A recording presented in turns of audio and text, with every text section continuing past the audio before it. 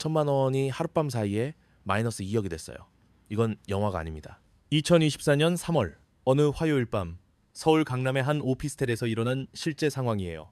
31살 직장인 김모 씨가 스마트폰 화면을 바라보고 있었습니다. 선물 거래 계좌 잔고에 빨간 숫자가 깜빡이고 있었거든요. 마이너스 2억 1,400만 원. 그의 월급은 380만 원이었어요. 54년을 벌어야 갚을 수 있는 빚이 하루 만에 생긴 겁니다. 여러분도 들어보셨을 거예요. 선물 거래로 대박 났다는 사람들 말이죠. 유튜브에는 하루에 몇백만 원씩 벌었다는 영상들이 넘쳐나고 있어요. 실제로 돈을 번 사람들이 있거든요. 그런데 왜 개인 투자자의 90%가 손실을 볼까요? 왜 선물 거래는 기관 투자자들의 놀이터가 되어버린 걸까요? 답은 간단해요. 선물 거래의 진짜 얼굴을 모르고 덤비기 때문입니다. 오늘 이 숫자를 기억해두세요. 20배. 이 숫자가 어떻게 1,000만 원을 2억 빚으로 만드는지 보여드릴게요. 선물 거래. 들어만 봐도 뭔가 복잡하고 전문적으로 들리죠. 사실 개념 자체는 단순해요. 미래의 물건을 사고 팔기로 하는 계약이거든요. 농부가 밀을 키우는데 수확 후 가격이 떨어질까봐 걱정이에요. 그래서 지금 미리 가격을 정해서 팔기로 약속하는 거죠. 반대로 제빵업체는 밀 가격이 오를까봐 걱정하니까 미리 사기로 약속해요. 서로 윈윈이죠. 이런 건전한 목적으로 만들어진 게 선물 거래예요. 위험을 줄이려고 만든 보험 같은 거였어요. 그런데 어떻게 이게 개인들을 파산시키는 도구가 된 걸까요? 핵심은 레버리지예요. 쉽게 말해서 빌린 돈으로 거래하는 거거든요. 1,000만 원만 가지고 있어도 20배 레버리지를 쓰면 2억 원어치 거래를 할 수 있어요. 마치 1,000만 원으로 2억짜리 아파트를 산 거나 마찬가지예요. 아파트 가격이 5%만 올라도 1,000만 원이 2,000만 원이 되죠. 100% 수익이에요. 김대리가 있다고 해봅시다. 월급 300만 원, 적금 1,000만 원 모았어요. 유튜브에서 선물 거래 영상을 봤거든요. 레버리지 20배로 한 달에 500만 원을 벌었다는 사람이 나와요. 김대리는 생각했죠. 나도 할 수 있겠는데. 1,000만 원으로 한 달에 500만 원이면 월급보다 많이 버는 거잖아요. 솔직히 매력적이죠. 실제로 처음에는 잘 될 수도 있어요. 시장이 예상한 방향으로 움직이면 레버리지가 엄청난 수익을 가져다 주거든요. 5% 상승으로 100% 수익, 10% 상승이면 200% 수익이에요. 이게 바로 선물 거래의 달콤한 유혹입니다. 그런데 진짜 무서운 건 이제부터예요. 아파트는 가격이 떨어져도 쫓겨나면 끝이잖아요. 선물은 다르거든요. 빚이 남아요. 레버리지 20배로 거래한다는 건 5%만 떨어져도 원금이 사라진다는 뜻이에요. 그런데 여기서 끝이 아니에요. 더 떨어지면 빚이 생기거든요. 10% 떨어지면 원금 1,000만 원에 추가로 1,000만 원을 더 잃어요. 총 2,000만 원 손실. 20% 떨어지면 3,000만 원 손실이죠. 이게 바로 무한 손실 구조예요. 이길 때는 한계가 있지만 질 때는 한계가 없거든요. 주식은 아무리 떨어져도 제로가 바닥이에요. 선물은 바닥이 없어요. 2024년 3월 그날 밤 김모 씨에게 무슨 일이 일어났을까요? 그는 코스피 200 선물을 20배 레버리지로 매수했어요. 1,000만 원으로 2억 원어치 포지션을 잡은 거죠. 그런데 하룻밤 사이에 코스피가 11% 폭락했거든요. 계산해 보세요. 2억 원의 11%는 2,200만 원이에요. 그의 원금 1,000만 원은 이미 사라졌고 추가로 1,200만 원을 더 잃었어요. 그런데 여기서 끝이 아니었습니다. 선물 거래에는 마진콜이라는 게 있거든요. 마진콜이 뭔지 아세요? 증권사가 추가 돈을 입금하라고 요구하는 거예요. 손실이 일정 수준을 넘어서면 증권사가 위험하다고 판단해서 돈을 더 넣으라고 하거든요. 안 넣으면 강제로 포지션을 정리해버려요. 그 과정에서 손실이 더 커질 수 있고요. 김모 씨가 받은 문자를 상상해보세요. 추가 증거금 1억 5천만 원을 내일 오전 9시까지 입금하시기 바랍니다. 그의 통장 잔고는 47만 원이었어요. 어디서 1억 5천만 원을 구하겠습니까? 부모님에게 전화를 걸겠어요? 아니면 폰을 꺼버리겠어요? 이게 한 사람만의 이야기가 아니에요. 그날 밤 한국에서만 수백 명이 비슷한 문자를 받았습니다. 개인 투자자 90%가 손실을 보는 이유가 여기 있어요. 이건 개인의 실수가 아니라 구조적인 문제거든요. 왜 기관 투자자들은 돈을 벌고 개인 투자자들은 잃을까요? 기관 투자자들은 선물을 원래 목적대로 써요.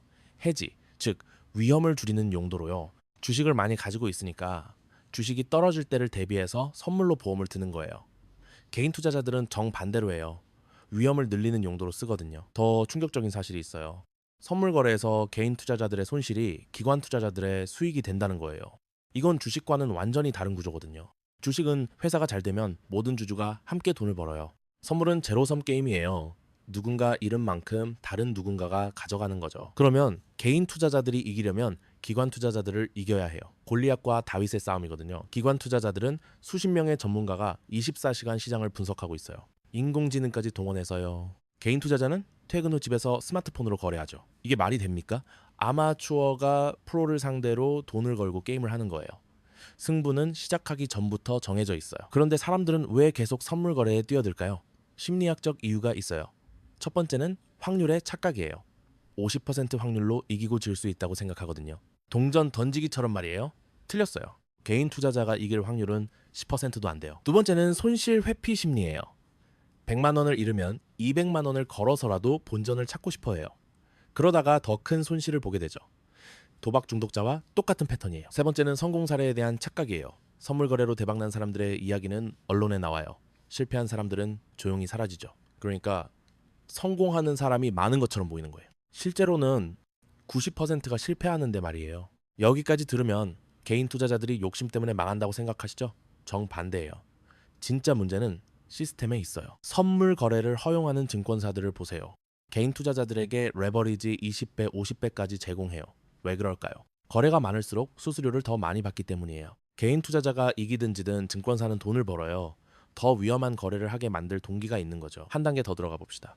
이건 개인의 탐욕 문제가 아니에요. 이건 우리 사회의 문제예요. 왜 사람들이 위험한 투자에 뛰어들까요? 정상적인 방법으로는 돈을 벌기 어려워졌기 때문이에요. 월급으로는 집 한 채 사기 어려워졌어요. 은행 금리는 물가 상승률도 못 따라가고요. 그러니까 사람들이 높은 수익률을 찾아서 위험한 투자로 몰리는 거예요. 선물 거래는 그런 사람들을 타겟으로 한 상품이거든요. 더 무서운 건 이제부터예요. 개인 투자자들의 선물 거래 손실은 누군가의 이익이 돼요. 그 누군가는 대부분 외국 기관 투자자들이에요. 우리나라 개인 투자자들이 잃은 돈이 해외로 빠져나가고 있는 거죠. 이게 국가 경제에 어떤 영향을 미칠까요? 2024년 한 해 동안 개인 투자자들의 선물 거래 손실이 얼마인지 아세요? 정확한 통계는 공개되지 않지만 업계 추정으로는 수조 원 규모예요. 이 돈이 모두 시장에서 사라진 게 아니라 다른 주머니로 들어간 거거든요. 자, 여기서 반전이 하나 더 있어요. 증권사들도 사실은 피해자예요. 개인 투자자가 큰 손실을 보면 그 손실을 누가 떠안을까요? 결국 증권사가 떠안아야 해요. 그러면 증권사가 망할 수 있거든요. 실제로 2008년 금융위기 때 개인 투자자들의 파생 상품 손실 때문에 파산한 증권사들이 있었어요. 그럼 누가 이 게임을 만든 걸까요? 선물거래 시스템 자체를 설계한 사람들이에요. 이들은 개인 투자자들이 들어와서 돈을 잃을 것을 알고 있었어요. 그래야 시장에 유동성이 공급되거든요. 개인 투자자들의 손실이 시장의 연료인 거예요. 이쯤 되면 이렇게 생각하실 거예요. 나는 안 그러면 되지. 그게 함정이에요. 여러분도 모르는 사이에 이미 이 시스템에 연결되어 있을 수 있거든요.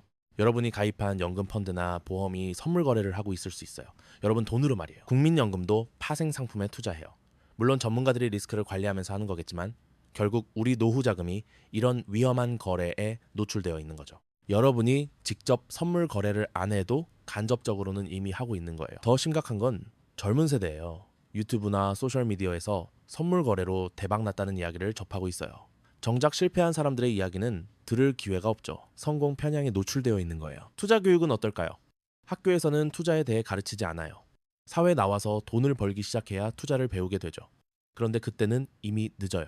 잘못된 정보에 노출되고 급한 마음에 위험한 투자에 뛰어들게 되거든요. 선물 거래의 진짜 무서운 점은 중독성이에요. 한번 큰 수익을 보면 그 맛을 못 잊어 해요. 도박과 똑같아요. 뇌과학자들이 연구해 보니까 선물 거래할 때 나오는 뇌파가 도박할 때와 동일하다고 해요. 이기면 도파민이 나오고 지면 더 큰 돈을 걸고 싶어 하는 거죠. 그러면 해결책이 있을까요? 개인 차원에서는 간단해요. 아예 안 하면 돼요. 하지만 사회적으로는 복잡하죠. 선물 시장 자체를 없앨 수는 없어요. 기업들이 위험을 해지하는 데 필요한 시장이거든요. 문제는 개인 투자자들에게 과도한 레버리지를 제공하는 거예요. 외국 사례를 보면 개인 투자자에게는 레버리지를 제한하는 나라들이 많아요. 미국도 개인 투자자는 레버리지 200까지만 허용해요. 우리나라는 20배, 50배까지 허용하고 있죠. 규제가 강화될 가능성은 있어요. 하지만 그때까지 얼마나 많은 사람들이 더 희생될까요? 그리고 규제가 강화되면 또 다른 위험한 상품이 나올 거예요. 규제의 빈틈을 노린 상품들이요. 결국 개인이 스스로를 지켜야 해요.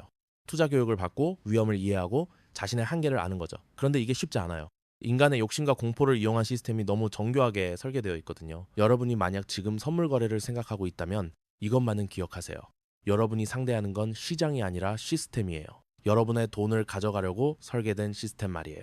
그 시스템은 여러분보다 훨씬 똑똑하고 더 많은 정보를 가지고 있고 더 빠르게 움직여요. 마지막으로 한 가지 더. 선물 거래로 성공한 사람들의 이야기를 들을 때마다 이걸 생각해 보세요. 그 성공한 사람이 지금도 선물 거래를 하고 있을까요? 아니면 성공 스토리를 팔고 있을까요? 진짜 돈을 버는 사람들은 조용히 투자해요. 자신의 방법을 가르쳐 주지 않거든요. 처음에 천만 원이라는 숫자 기억하시죠? 이제 이 숫자가 다르게 보이실 거예요. 천만 원은 단순한 투자 원금이 아니에요. 누군가에게는 인생을 걸 만큼 소중한 돈이고 누군가에게는 파산의 시작점이었어요. 선물 거래는 도박이 아닙니다. 하지만 준비되지 않은 사람에게는 도박보다 위험해요. 천만 원이 2억이 되는데 하루면 충분합니다. 문제는 그 방향이 반대라는 거죠. 오늘 이슈 리딩이 준비한 영상 여러분 생각은 어떠신가요? 댓글로 여러분의 목소리를 들려주세요.